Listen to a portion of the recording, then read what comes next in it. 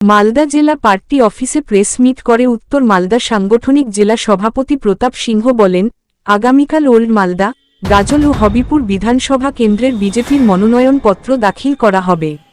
এই ৩ বিধানসভা কেন্দ্রের সমস্ত কার্যকর্তা, কর্মী সকল ও সমস্ত স্তরের সমর্থক তথা জনপ্রতিনিধি সর্বোপরি পরিবর্তনকামী জনসাধারণকে কাতারে কাতারে উপস্থিত হওয়ার জন্য আহ্বান জানান।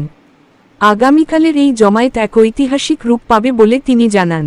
বিশেষভাবে উল্লেখ করেন কেন্দ্রীয় মন্ত্রী স্মৃতি রানী কার্যক্রমে। বলছিলাম কি সামনে বর্তমান কালকে আপনাদের ভারতীয় জনতা পার্টির কি কর্মসূচি আছে? আগামীকাল 2রা এপ্রিল আমাদের আসন্ন আর বিধানসভা নির্বাচন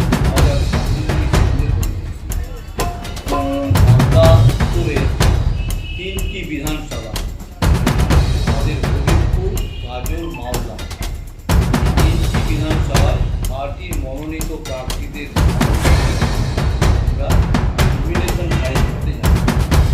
এই নমিনেশন ফাইলে কার্যক্রমে উপস্থিত থাকবে আমাদের প্রাক্তন কেন্দ্রীয় মন্ত্রী, ট্রাইবেলেরই প্রাক্তন সাংসদ, জনপ্রিয় আমাদের মহিলা ভারতবর্ষের একজন সুনামধন্য রাজনীতিবিদ স্মৃতি রানীজি তার নেতৃত্বে এই 3 বিধানসভার 3 মনোনীত প্রার্থী আর জেলা সমাহর্তা দপ্তরে আর সেখানে নমিনেশন ফাইল করবে।